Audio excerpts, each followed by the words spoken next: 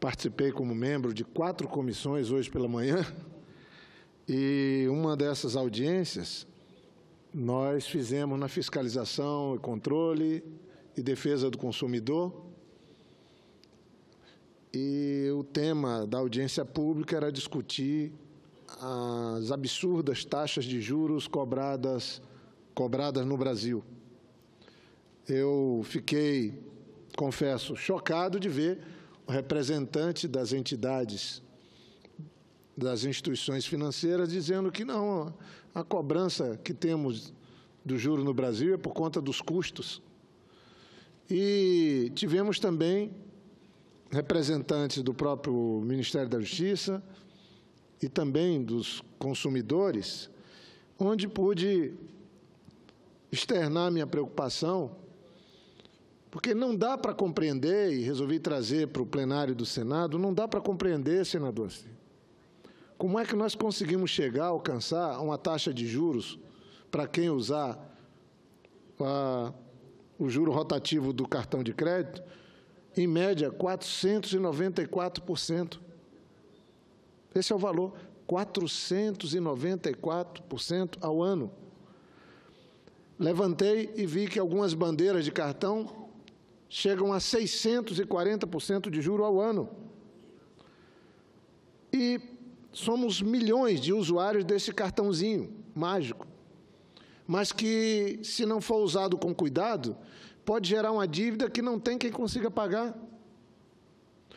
Nós temos exemplos, e fizemos um apanhado com a minha assessoria. O Brasil tinha uma taxa de juros para o cartão de 272% há 5 anos atrás. Agora está em 494% como média. Mas nós temos casos, inclusive, que alcançam 1.158%, senadora Simone, de taxa de juros. O problema é que o usuário não é informado que, caso ele não pague a fatura do seu cartão no prazo, ele pode cair nessa armadilha. Eu entrei, hoje vi o anúncio do Itaú Unibanco falando que o lucro do banco cresceu 20% nesse primeiro trimestre. Na maior crise, no desemprego, numa inflação que cai porque não tem comprador para os produtos. É uma inflação que cai por falta de demanda. Aí o banco anuncia um lucro de mais de 6 bilhões no primeiro trimestre. Sei, o senhor Safra, com todo o respeito, é o banqueiro mais rico do mundo, porque abriu um banco no Brasil. E nós vamos olhar, verificar com que referência nós podemos ter para a cobrança de taxa de juros como essa. No Peru, que é uma das maiores taxas de países vizinhos de cartão de crédito, é 43%. Na Argentina, 43%. Na Colômbia, 30%. Na Venezuela, 29%. No México, 23%. E no Brasil, 494%. O senador Dário Berge fez uma conta rápida. Se uma pessoa, caso fosse possível, usasse R$1.000 de crédito com essa taxa de juros, um ano depois, obviamente, que ela teria que pagar R$4.500, além do principal, os 1.000. Mas se passasse mais um ano, eu fui fazendo as contas com ele, dessas contas de padaria, com 5 anos, a dívida já estaria em R$1 milhão. R$1 milhão. Com 10 anos, passaria do bilhão. Então, são coisas que são inadmissíveis. Nos Estados Unidos, citei os vizinhos, nos Estados Unidos, a taxa de juros cobrada por cartão de crédito é 38 vezes menor que a do Brasil. Mas, como eu citei dos países vizinhos, para não ter um paralelo com a maior economia do mundo, mas 38 vezes. Nós temos que levar em conta que a Constituição de 88, no seu artigo 192, ela estabelecia um limite de 12%. Quando foi em 2003, esse limite constitucional de taxa de juros no Brasil foi tirado, porque não tinha sido feita uma lei que regulamentasse essa proposta, e aí foi tirada da Constituição. Mas já tinha, lá na origem da Constituição, uma preocupação com o legislador. E o que é que nós temos hoje? Não tem nem paralelo, em nenhum continente do mundo se cobra uma taxa de juros tão elevada, tão absurda, tão exploradora como essa que se cobra no cartão de crédito no Brasil. E quem é que não usa cartão de crédito? E eles fazem pior ainda. Se a pessoa movimenta pouco dinheiro, paga uma taxa de juro maior. Se movimenta mais dinheiro, paga uma taxa de juro menor. Eu fui fazer o levantamento, movimenta-se no Brasil, com cartão de crédito, 1 trilhão e 200 bilhões de reais é o movimento que cartão de crédito tem pelos brasileiros durante um ano. 1 trilhão e 200 bilhões de reais. E a taxa de juros é esse escândalo, é esse crime que é praticado pelas instituições financeiras. Eu vou apresentar um projeto, estou trabalhando, para que, pelo menos, em qualquer página, porque eu entrei hoje no Itaú Unibanco, que anunciou o crescimento do lucro de 20%, com 6 bilhões de lucro no primeiro trimestre, eu entrei para ver taxa de juros do cartão de crédito no Itaú. Você não encontra em lugar nenhum escrito qual é a taxa de juros que eles cobram. Sempre remete você para um outro site, para uma outra conta, para a sua própria conta, enfim, mas não apresenta.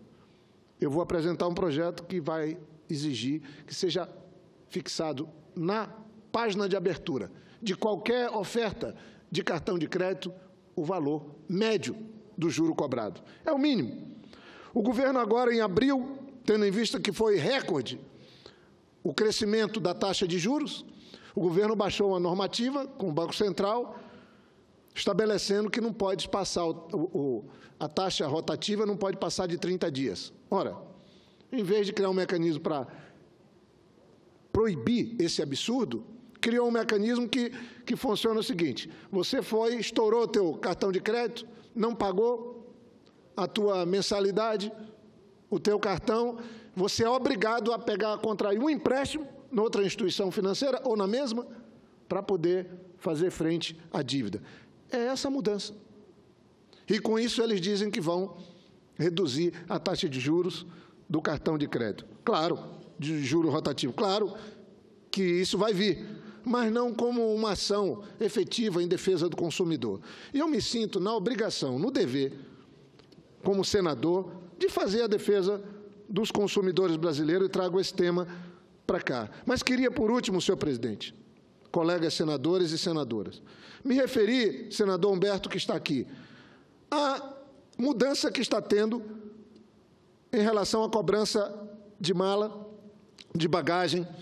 É uma proposta da ANAC. Nós aprovamos uma resolução no plenário do Senado, sustando a entrada em vigor dessa decisão da ANAC, que foi tomada em dezembro do ano passado, para entrar em vigor em março desse ano, e, assim mesmo, por conta da não deliberação da Câmara dos Deputados, que não delibera sobre esse assunto, a Justiça Federal de São Paulo concedeu liminar em 13 de março, suspendendo a cobrança de bagagem. E, agora, dia 28 de abril, um juiz federal da 10ª Vara do Ceará decidiu anular a liminar dada pela Justiça de São Paulo. Com isso, a ANAC, as companhias aéreas começam a cobrar por bagagem, nós não sabemos como, os critérios, porque os critérios são desfavoráveis aos usuários, e eu, essa semana, fui comprar minhas passagens antecipadas, para gastar menos, para ir para o Acre, para vir para Brasília. R$ 2.000, senadora Simone, uma passagem Brasília-Rio Branco. De ida, R$ 2.000, uma passagem Rio Branco-Brasília, R$ 2.000, 4.000 aí de volta. É esse o preço que a gente paga para andar de avião, que não é artigo de luxo, é de primeira necessidade, para quem tem problema de saúde, que precisa viajar, para quem quer ir para o seu lazer. Como é que pode se cobrar um preço desse e agora vamos ter que pagar também pela bagagem? Essa situação que nós estamos vivendo hoje no país e que requer do Senado Federal, a Casa da Federação, uma ação concreta. já fizemos muitas audiências, tem passagens aqui já para o mês de junho, R$2.000 uma ida de Brasília para Rio Branco, quando nós sabemos que é possível comprar por R$3.000 uma passagem de São Paulo e de volta para o Japão, e de volta para o lugar mais distante. Então, são situações que os usuários, que os consumidores precisam da ação do Senado Federal, de todos nós. E é nesse propósito que eu venho aqui à tribuna, senhor presidente. Sei que o tempo já esgotou-se, mas acho que são assuntos como esse que nós precisamos tratar, porque são de interesse da ampla maioria dos brasileiros. E as companhias aéreas, só com a decisão do juiz do Ceará, já estão, inclusive, diminuindo o peso que se pode viajar com mala de 32 para 23 quilos. São absurdos. Precisam da nossa ação, e eu agradeço a tolerância desses 2 minutos a mais, e dizer que vou também, junto com os colegas, sei que aqui tem o apoio da senadora Simone e do Humberto, que estavam ali para se pronunciar, mas nós precisamos tomar medidas concretas no sentido de defender os interesses do cidadão brasileiro, dos consumidores, e especialmente nesse período de crise, onde alguns, como os bancos, estão lucrando muito, mas a maioria dos brasileiros estão vivendo um período de muito sacrifício e sofrimento com o desemprego, com a crise econômica, com a depressão econômica que a gente vive em função, inclusive, dos erros do atual governo, que não passou pelas urnas e que propõe reformas que desmontam os direitos dos trabalhadores, seja na Previdência, seja nas regras e leis trabalhistas. Muito obrigado, senhor presidente.